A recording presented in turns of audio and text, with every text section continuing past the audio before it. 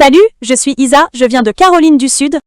J'ai une sœur jumelle, Priska, qui me ressemble peu moins être. Ah mais c'est tout.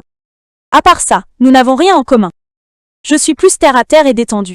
Pendant ce temps, l'idée que Priska se faisait du plaisir signifiait toutes sortes de jeux de hasard, espérant devenir milliardaire du jour au lendemain. Elle séchait l'école presque tous les jours juste pour jouer l'argent de son déjeuner. Et à chaque fois, mes parents devaient aller la chercher et la traîner eux-mêmes à la maison. Et puis, bien sûr, la même vieille dispute est arrivée. C'est la 4e fois cette semaine que tu sèches les cours, Priska. Tu es punie pendant 1 an et tu as dit adieu à ton argent de poche. Toute l'année. N'est-ce pas trop dur? Elle est comme ça parce que tu continues à la gâter. Et pile au bon moment, et c'est devenu maman contre papa au lieu de maman et papa contre Priska. Mais cette fois, les choses ont dégénéré. Maman a soudainement serré la poitrine, est devenue pâle et s'est évanouie. Maman. Le médecin a dit que maman s'était évanouie à cause d'un problème cardiaque déclenché par un stress émotionnel. Tout est de la faute de Prisa. Ne me regarde pas. Qui d'autre regarderais-je? Tu stresses tout le monde. Ce n'est pas comme si j'aimais perdre de l'argent tous les jours non plus. J'essaye d'arrêter. Je te jure. Mais elle n'a fait qu'empirer. Le mariage de nos parents s'est tendu à cause d'elle. Mais ils ne sont pas les seuls à être affectés par sa mauvaise habitude. Partout où j'allais, les gens pensaient que j'étais Priska. Des gens à qui elle devait de l'argent. Des gens qu'elle arnaquait à l'école, dans la rue, partout. Presque tous les jours. Une fois, j'ai failli me faire traquer jusqu'à la maison par quelqu'un à qui Prisa n'a certainement pas remboursé son argent. Presque. J'adore ce qui s'est passé. Le chien des voisins me court après. J'ai dû courir. Je mentais à chaque fois juste pour qu'il ne soit pas à nouveau stressé inutilement. Mais Priska a toujours su qu'il fallait être plus prudent en rentrant de l'école. Et tu le sais trop bien, hein? Pourquoi tu n'arrêtes pas cette addiction? Tu ne vois pas à quel point c'est horrible. J'ai trouvé un autre travail. Je les paierai. D'accord. Ne le dis pas à maman et papa. Je changerai. Je te le promets. Je voulais croire que tout cela finirait bientôt. Alors, j'ai enduré pendant un moment, mais tôt ou tard, ça allait forcément m'exploser au visage. Un jour, après l'école, j'ai remarqué qu'une voiture me suivait à nouveau. Ce sont sans aucun doute les propriétaires des dettes de Priska. J'ai essayé de les semer, mais rien n'y a fait. Ils m'ont attrapé juste au moment où j'arrivais à la porte. Je n'ai plus pu me cacher de maman et papa. Qui es-tu? Qui suis-je? L'homme que ta fille a volé? C'est impossible. Isa ne vole pas. Maman, il pense que je suis Prisa. Il me court après depuis des jours. Qu'est-ce que tu veux dire par là? Tu es Prisa, monsieur. Je pense qu'il y a eu une erreur. Finalement, c'est papa qui a dû rembourser les dettes de Priska. Mais une chose était claire. Son addiction au jeu était devenue incontrôlable. Tu t'es mise en danger, toi et toute ta famille. J'allais te rembourser. Je te jure. Maman et papa échangèrent un regard désespéré. Priska avait dépassé les bornes. Prisa, ma chérie, nous allons devoir t'envoyer en cure de désintoxication. C'est pour ton bien. Mais Prisa n'en voulait pas. J'aurais juste aimé qu'elle accepte l'aide au lieu de repousser tout le monde. Le lendemain matin, je me suis réveillé et j'ai vu mes parents se tenir autour du lit vide de Prisa. Isa. Oh là là. Prisa, ta sœur est partie. Elle a laissé un mot. Vous voulez tous que je ne vous tracasse plus? Très bien. Il faut qu'on la retrouve. On a demandé aux gens de garder un œil sur eux et de nous prévenir s'ils la repèrent quelque part. En attendant, on va t'aider à construire ta propre vie. Tu n'as plus à te soucier de couvrir Prisa. Mais on a eu beau chercher, Prisa était introuvable. Très vite, moi, le temps a passé, et j'ai obtenu mon diplôme d'études secondaires. J'ai été accepté dans une université en Ontario, à 30 heures de chez moi. C'était un nouveau départ pour moi. J'avais hâte de créer plein de souvenirs. Bon, les choses sont devenues intéressantes, d'accord, mais pas dans le sens d'une aventure. Un bel inconnu Mossad me fixait comme si je lui devais quelque chose. Attends, Aude, est-ce qu'on m'a encore prise pour Prisa? Non, c'était impossible. Nous étions à quelques jours de chez nous. Mais au bout du compte, je n'arrêtais pas de le croiser. Plus tard, j'ai appris qu'il s'appelait Lucas, et partout où j'allais, il était là, me regardant d'un air menaçant. Ma colocataire Sally avait une théorie sur la situation, du genre qu'on a quand on regarde trop d'animes. Un admirateur secret, a-t-elle dit, avec des regards admiratifs et nostalgiques. Jolie histoire, hein? Ouais, aucune chance. Aucun mec ne plisse les yeux et ne fronce les sourcils aussi fort en regardant une fille qui lui plaît. Je savais que je finirais par devoir le confronter, mais avant que je puisse agir, il m'avait déjà devancé. J'allais faire des courses quand soudain une voiture de luxe m'a bloqué le passage. C'était la voiture de Lucas. Monte. Il faut qu'on parle. Non merci. Je ne suis pas d'humeur à me faire kidnapper. Très bien. Je vais sortir. Ce type me dominait de toute sa hauteur. J'avais l'impression d'être une fourmi devant lui. Sérieux, c'est quoi ton problème, mec? Le monde est petit, hein? Où est l'argent? Excuse-moi. Fais pas l'idiote avec moi, Priska. Je t'ai prêté l'argent parce que tu es l'ami d'une amie. Mais qui aurait cru que tu allais t'enfuir avec? Oh là là. Tout prenait son sens maintenant. Mais la dernière chose dont j'avais besoin, c'était que les problèmes de Priska me suivent encore une fois. On peut aller dans un endroit plus privé?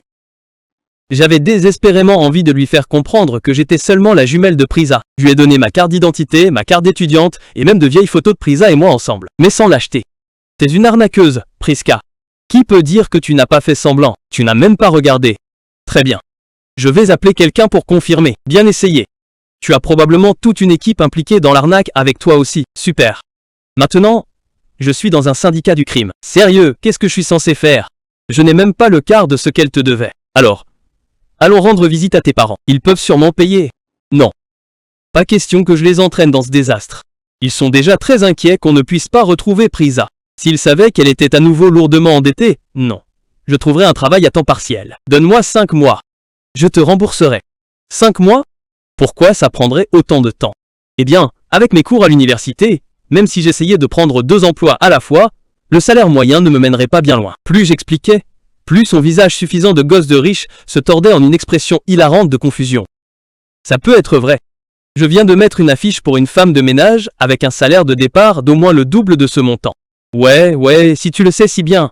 Pourquoi tu ne m'aides pas à trouver un travail qui paye autant? Dès que j'ai fini ma phrase, il a incliné la tête et m'a fait un sourire narquois. Ouais, tu l'as deviné. Je devais rembourser la dette en travaillant comme femme de ménage. Je n'avais pas vraiment le choix. Pour un étudiant, il vivait comme un roi. Un seul regard, et tout le monde pouvait voir qu'il était né dans l'argent. Travailler pour lui était une pure torture. Je frottais, je passais la serpillière, je dépoussiérais. Et pourtant il n'a jamais manqué de travail pour moi. Comme une fois où il m'a dit de laver à la main toute une montagne de vêtements. Lucas. Ces vêtements sont déjà propres. Comme du linge propre et frais. C'est ça? Il s'est levé et, à ma grande horreur, a essuyé ses mains grasses dessus. Maintenant, elles ne le sont plus. J'avais envie de lui balancer tout le panier sur le visage suffisant. Mais je m'étais promis de traverser ces 3 mois aussi calmement que possible.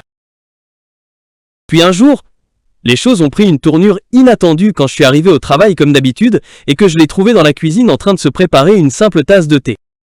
Il tremblait comme une feuille, il avait de la fièvre.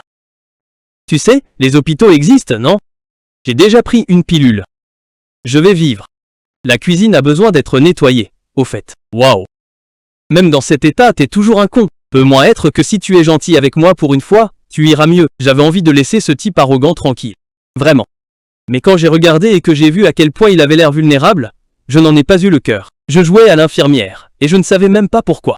Peut moins être que j'ai pensé à Priska et que j'ai espéré que quelqu'un quelque part était gentil avec elle aussi. Ou peut m'être que je ne pouvais tout simplement pas supporter de le voir si faible et impuissant. Quoi qu'il en soit, après ce jour, quelque chose a changé entre nous.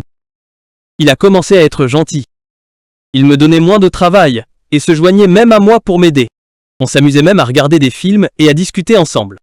Je ne sais moi être pas pourquoi il a changé, mais j'aimais beaucoup plus ce nouveau Lucas. Avant même de m'en rendre compte, il m'emmenait sortir. J'avais l'impression d'aller à des rencarts. J'ai le vertige? Accroche-toi à moi. Je suis là pour toi. Aucun de nous ne l'a dit, mais on savait tous les deux qu'on était en train de tomber amoureux l'un de l'autre. J'avais l'impression d'être sur un petit nuage. Seulement, ça n'a pas duré longtemps quand les choses se sont effondrées. Je venais de finir de nous préparer le déjeuner, et j'étais sur le point d'appeler Lucas dans la pièce d'à côté quand quoi?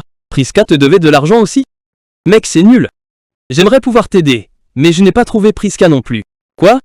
On aurait dit qu'il était au téléphone avec une amie. Mais non, c'est sa jumelle, Isla. Ouais, je l'ai confirmé.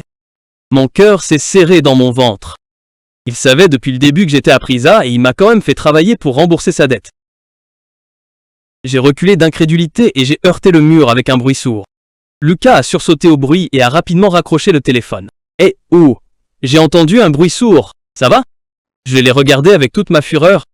Son visage est lentement devenu rouge de honte. Écoute, je suis une blague pour toi ou quoi? Bien sûr que non. C'est juste que tu gardes tes excuses pour toi. J'ai démissionné. Je suis parti en trombe. Je me suis senti utilisé, stupide, de penser qu'il se passait quelque chose de spécial entre nous. Si tous mes ennuis commençaient avec Priska, alors aujourd'hui serait la fin. Alors, j'ai changé de coiffure pour être sûr que personne ne me confonde plus jamais avec Priska.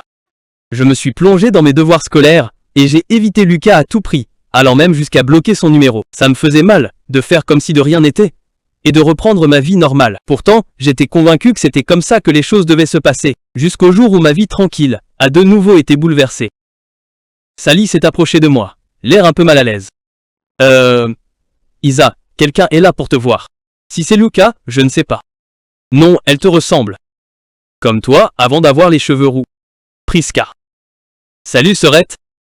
La revoir après presque un an m'a fait monter la poitrine. On aurait dit qu'elle n'avait pas mangé depuis des jours. J'ai voulu la prendre dans mes bras et lui demander comment elle allait, mais j'ai dû m'en empêcher. Qu'est-ce que tu fais là? S'il te plaît, Isa, j'ai des ennuis. Des requins solitaires sont après moi. J'ai juste besoin que tu fasses semblant d'être moi. Juste une fois, dis-leur que tu auras l'argent. Au cas où tu ne l'aurais pas remarqué, je ne te ressemble plus vraiment. Tu peux me rattacher. Pour l'instant, je vais trouver un travail. Je te le promets. Tu es sérieuse? Combien de fois as-tu déjà fait cette promesse? Tu as peur d'affronter tes agents de recouvrement, mais tu es prête à me pousser dans cette situation juste pour te couvrir. Isa, s'il te plaît. Tu as blessé maman et papa. Et tu m'as blessé. J'ai fini de nettoyer ton bazar. Tiens, achète-toi à manger. Mais ne reviens plus me voir, à moins que tu sois prête à faire un vrai changement. Je pensais chaque mot. Pourtant, la repousser comme ça m'a fait plus mal que je ne l'aurais cru. Mais je savais que c'était la bonne chose à faire. Priska avait besoin d'un coup de semonce. Et tu sais quoi? J'avais raison. Parce que 2 mois plus tard, je suis rentré à la maison pour Thanksgiving et nous avons reçu un appel de Prisa. Salut maman. Papa, Isa, j'ai une bonne nouvelle. J'ai rejoint les joueurs anonymes et je vais régulièrement aux réunions depuis un moment maintenant. C'est dur au début, mais je change petit à petit ma vie. Oh Prisa, tu n'as pas idée à quel point nous étions inquiets. Nous avons passé chaque minute à te regarder et à nous inquiéter pour toi. Mais c'est une excellente nouvelle à entendre, chérie. Mais comment? Oh, c'est une histoire drôle en fait. Une des personnes à qui je devais de l'argent m'a retrouvé vaine, mais au lieu d'exiger un paiement, il a insisté pour que je commence à rejoindre des groupes d'entraide, et a même proposé de garder un œil sur moi et de m'aider à trouver un sponsor pour s'assurer que j'aille jusqu'au bout. Waouh, quel gentil inconnu. Qui est-il? Oh, il s'appelle M. L. Ouais, c'est tout ce que je sais. C'était sans aucun doute la meilleure nouvelle que nous ayons entendue depuis des années.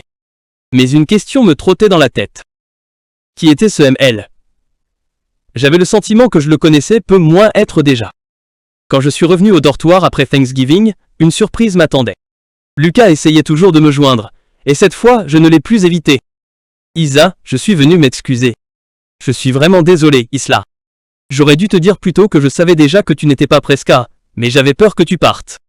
Et plus je te connaissais, plus je ne voulais pas te perdre. Tu es bon et fort. Tu prends soin de tout le monde, même quand personne ne te le demande. Même sans rien demander en retour.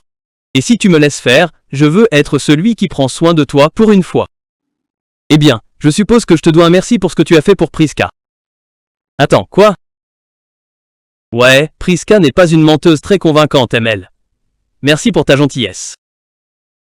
C'était gentil de ta part. Oh, pour l'amour de Dieu, sors déjà. Le véritable amour ne consiste pas à protéger quelqu'un de ses propres conséquences. C'est avoir le courage de le laisser affronter la vérité et de marcher à ses côtés pendant qu'il apprend à faire mieux.